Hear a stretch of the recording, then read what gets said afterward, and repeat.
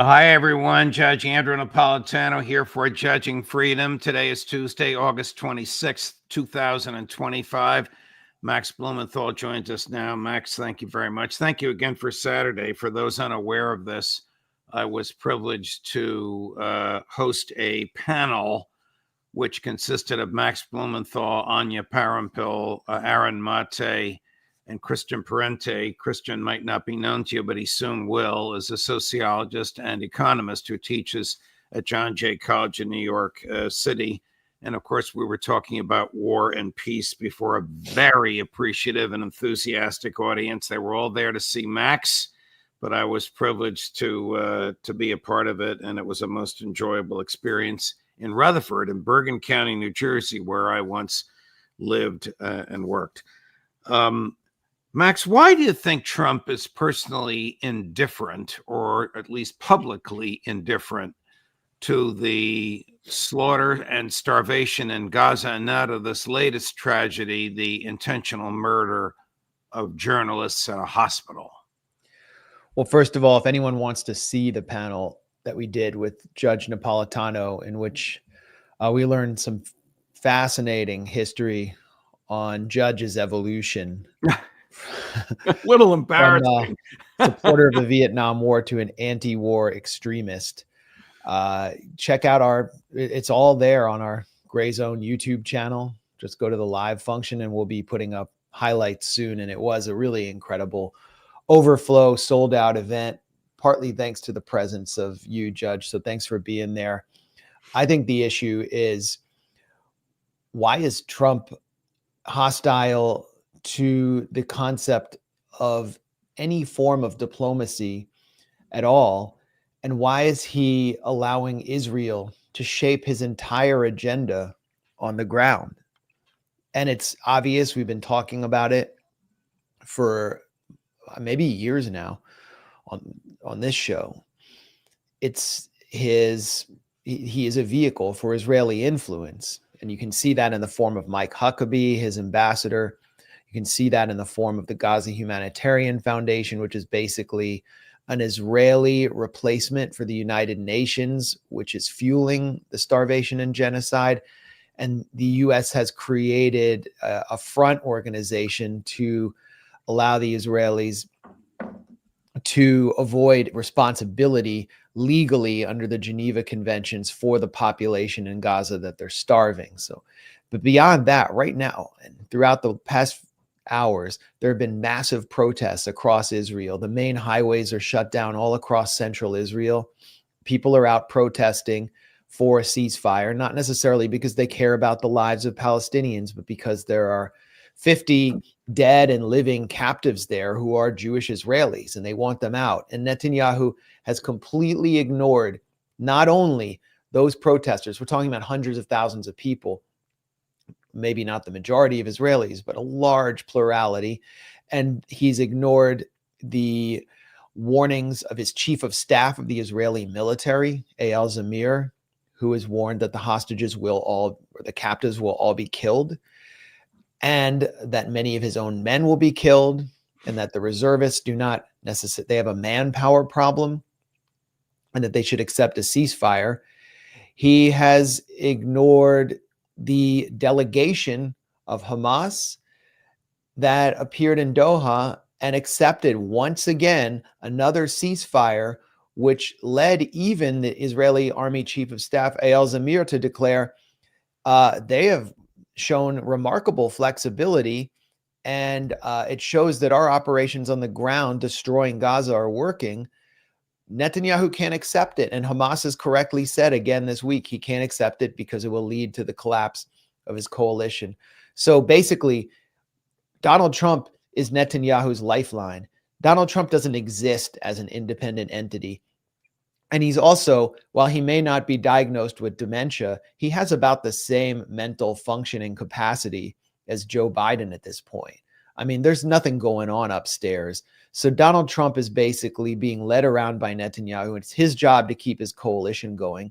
And that means no diplomacy, total destruction, starvation, genocide, collapse of the rules-based order. U.S. soft power is gone forever.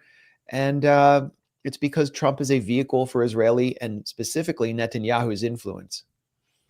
Have any IDF soldiers been taken as hostages or prisoners of war, whatever you want to call them, by Hamas? Well, on October 7th.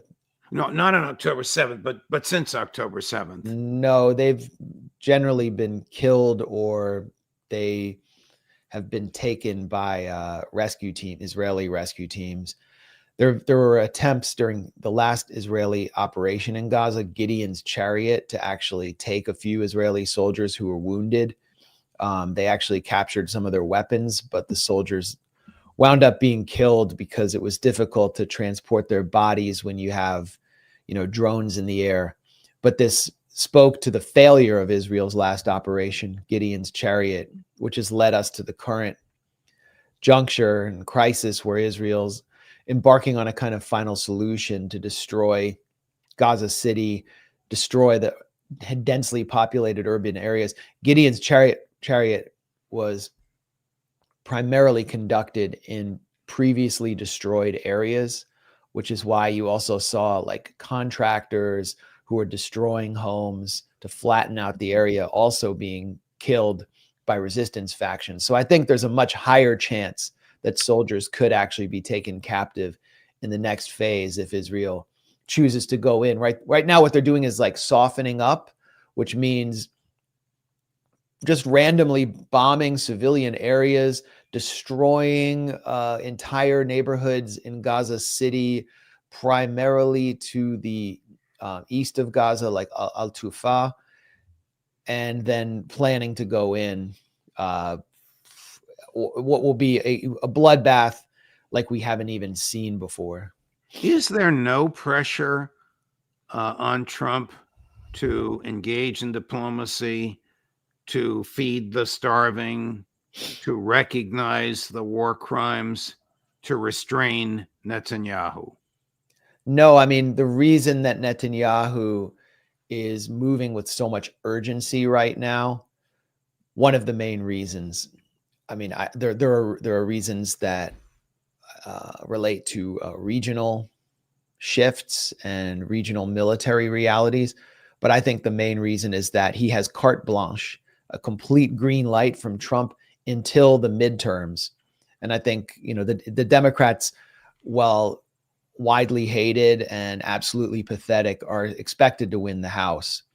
And that could change the political calculus in Washington somewhat, given the polling numbers and the pressure on the Democrats to actually take action on this genocide. A new University of Maryland poll shows that only 11% of Democrats under the age of 35 side with Israel over the Palestinians, and a wide majority of Democrats side with the Palestinians over the Israelis.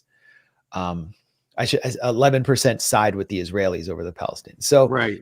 That's an enormous gap. I'm surprised there's not more conversation about that in mainstream press and not more action by Democratic leaders. I guess most of the leaders are over 35, but they're crazy to ignore that if they want to stay as a viable political party. Well, the problem is, number one, they're in the minority. They can't do hearings, or really they have no power. And number two, I mean, look at their leadership. It's Chuck Schumer and Hakeem Jeffries, who are both vehicles for Israeli influence. I mean, Chuck Schumer is kind of like driving the Israeli death train. He really believes in this project. His last book is about the plague of anti-Semitism while a genocide is going on. So, and they're hated. Their approval ratings are in the toilet. But the issue right now is that Trump is in complete control of the Republican Party. He got the Republican Congress to leave early for an early recess to avoid voting on a release of the Epstein files. So that tells you everything you need to know. And so Netanyahu is in complete control in Washington right now. And he has that control until the midterms. And the other factors are he wants to sequence out what his military is able to do. The reservist corps is depleted after the campaign in southern Lebanon and in Gaza, and then a war with Iran, another more violent conflict with Iran, is immediately on the horizon. We're seeing members of the general staff of the Israeli military go on Israeli media and predict that actually call for what they call preemptive strikes, because they believe Iran is repairing its air defenses and is developing its military. Iran just carried out naval exercises in preparation for a conflict.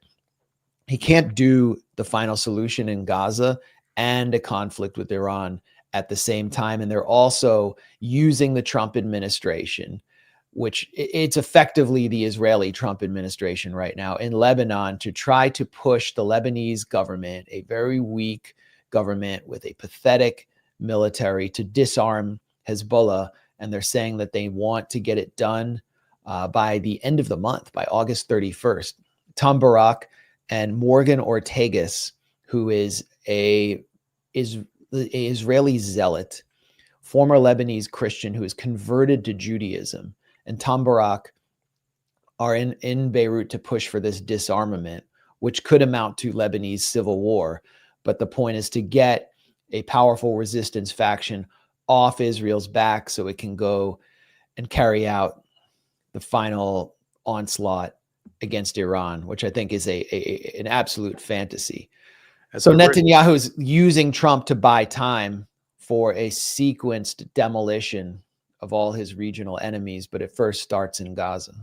At the risk of turning your stomach, and this is not the only clip that I will show you that this morning or today that will turn your stomach.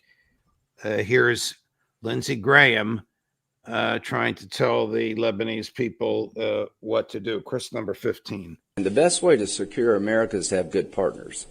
And the best way to have a good partner is to have a military that's loyal to the people, not to a particular sect within the people. And Hezbollah is not loyal to the people.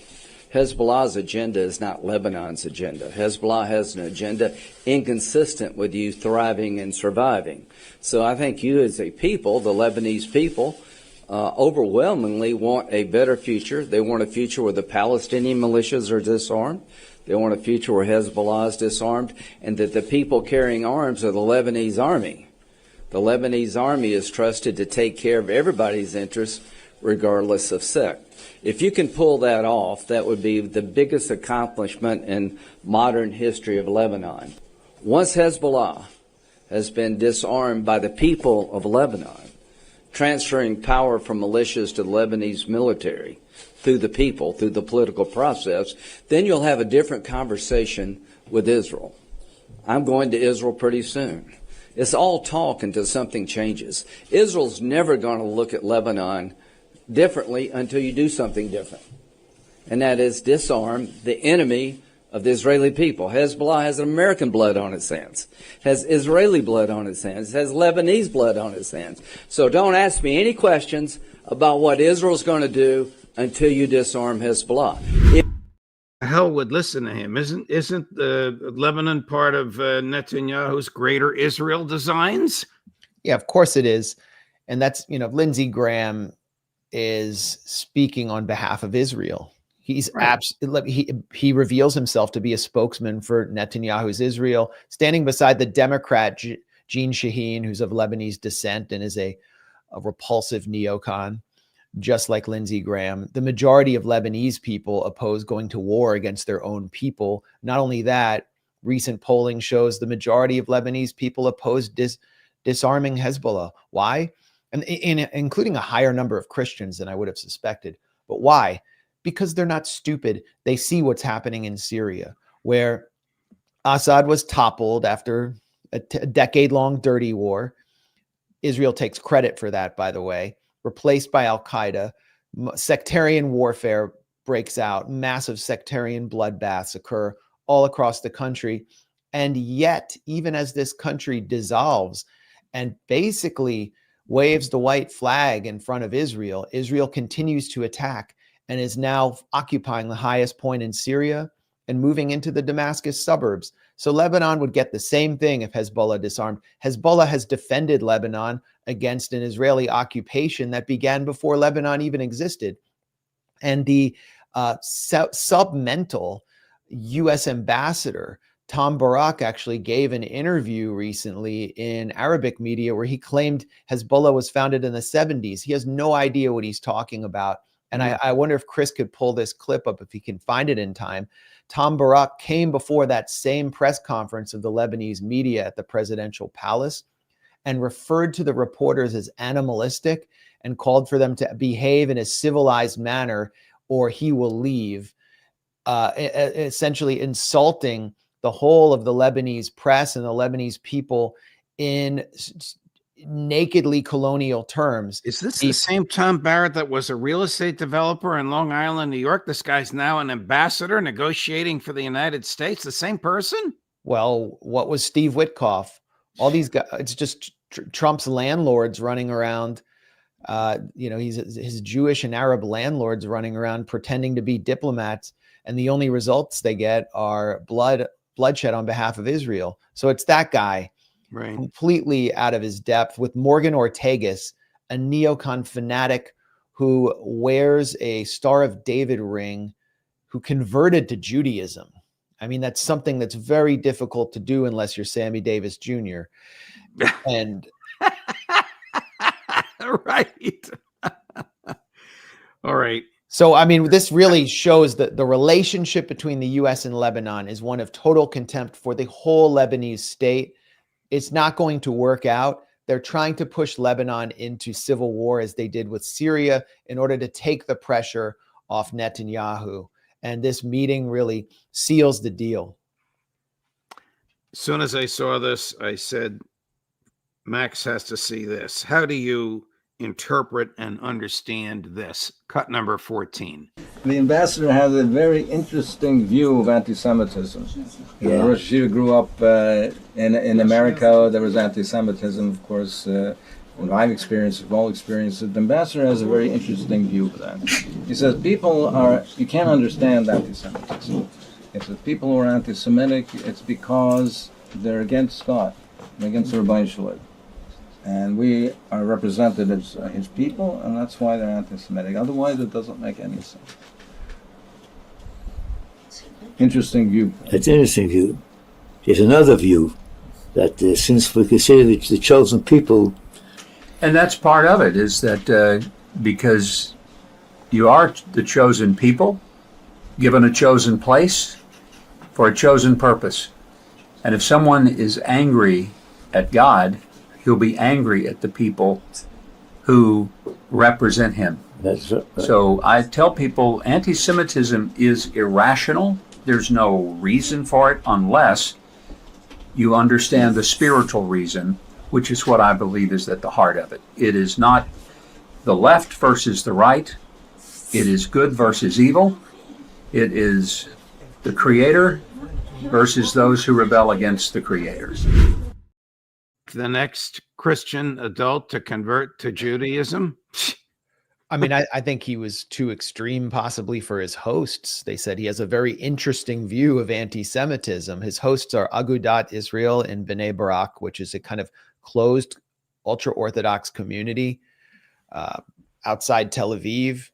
These are some of the key leaders of ultra-Orthodox Ashkenazi ultra-Orthodox Jews in Israel. They represent the historic communities that came over mostly from Poland, but it's a major meeting, historic meeting, trying to paper over or tone down the conflict between the ultra-Orthodox and the members of Netanyahu's coalition who wants their children and grandchildren to serve in the Israeli military, which they consider to be a violation of God's will. And Huckabee walks in. He's advancing Netanyahu's agenda. He's been with Netanyahu the whole time he's been there, asking Netanyahu what to do. He's getting instructions from Tel Aviv. And he comes out with his interpretation of the conflict and the crisis we're witnessing. And it is a Book of Revelations inspired interpretation, an eschatological apocalyptic rapture-ready interpretation in which Jews are basically a dispensationalist chess piece that are in what's considered Israel in order to realize the plan for the rapture. And he says that they are chosen by God in order to realize his plan, and dispensations will arrive through warfare, including a war between Gog and Magog, which Huckabee interprets as a war between Israel and Iran and Russia, somehow conveniently fitting within neoconservative geopolitical plans. So the Jews, according to Huckabee and his Christian Zionist theology, actually must have war. They must start war, and they must eliminate all of the non-Jews within the land of Israel, greater Israel, through ethnic cleansing in order to set the stage for the possibility of a rapture in which, if the Jews fail to convert, they're burning in an everlasting lake of fire. So he expresses that clearly, and that works out very conveniently for secular Zionists in Tel Aviv, because it means he will do whatever they want. And so they have a marriage of mutual exploitation, or a marriage of convenience, between secular genocidal psychopaths and Christian Zionists who also favor genocide. And that's what that meeting represented. And if you watch it, like I watched it like 2-3 times before I tweeted about it, because you never want to get something wrong if you have a major Twitter X account, because people will just cut you off at the knees. And I was wondering, is this like AI footage created by some anti-Semitic Nazi account? Like, I can't believe this is real. I thought I was hallucinating for a moment. And then I read about the meeting. It was on Huckabee's page, like press release about it. This is the face of U.S. diplomacy right now. Wow. Here's another face of U.S. diplomacy. Chris found the clip of Tom Barak. Chris? Okay, wait. This we're going to have a different set of rules, right? Please be quiet for a moment. And I want to tell you something. The moment that this starts becoming chaotic, like animalistic, we're gone. So you want to know what's happening? Act civilized, act kind, act tolerant, because this is the problem with what's happening in the region. So I beg you, do you think this is fun for us? Do you think this is economically beneficial for Morgan and I to be here putting up with this insanity? In cadence, with your kindness, your interest, and your thoughtful questions, we'll give you responses. If that's not how you'd like to operate, we're gone. Okay? Is that acceptable to everybody? Now, what are we doing? Well, I guess Chris and those of us who monitor these things are going to have a field day when this character, Morgan Ortagus and Lindsey Graham, go to Israel later this week and meet with Mike Huckabee and probably with Netanyahu himself. Yeah, have you ever seen the Israeli press? Like, it's pretty chaotic. Press scrum in Israel is pretty chaotic, just like waiting for a bus. No one's capable of forming lines in Israel, but no one calls them uncivilized and says that's what their problem is, and that they're a bunch of animals who happen to be committing genocide. This was, what Tom Barak said there resonated across Lebanon. It's the top story in every Lebanese outlet. Joseph Aoun, Lebanese president, has had to issue an apology, but a pathetic apology in which he couldn't even name Tom Barak. He actually criticized his remarks without naming him, which shows the subservient position of the Lebanese presidency and reinforces to Lebanese people why Hezbollah exists, because no one will defend them against this regional hegemon in Israel with the U.S. behind it, which wants to seize their land and take their water in the Litani River, which sought to do so, which previously occupied Beirut. And so that's the stakes were made very clear there by Tom Barak. And in many ways, it's refreshing, I think, to have someone like Trump who lifts the mask off the phony rules-based order and shows that this really is just about colonialism. How I wish that you or Aaron or one of your Gray Zone folks could be at a presser with Lindsey Graham and Benjamin Netanyahu later this week. But I don't think they'll let you in, Max. When was the last time you saw Lindsey Graham get really tough, critical questions? He's all over the Sunday shows. Well, he never gets tough questions, no matter what shows he's on. Never. Yeah. I mean, and this is the leading warmonger in the Senate, who's he's despised by much of Donald Trump's own base. Right. Sabotaging Ukraine peace as well. All right. Max, thank you very much. We always talk about unpleasant things, but it's always pleasant for me to be educated by you, and I know the audience appreciates it as well. Have a great holiday weekend, you and your family, and we'll see you next week. Thank you, Max. Thanks again for joining us last weekend. It was my pleasure. I loved every minute of it. All the best. Great seeing you. Coming up, but we have a full day for you tomorrow, but coming up this afternoon at 3 o'clock, our friend Kyle Anzalone, Judge Napolitano for Judging Freedom.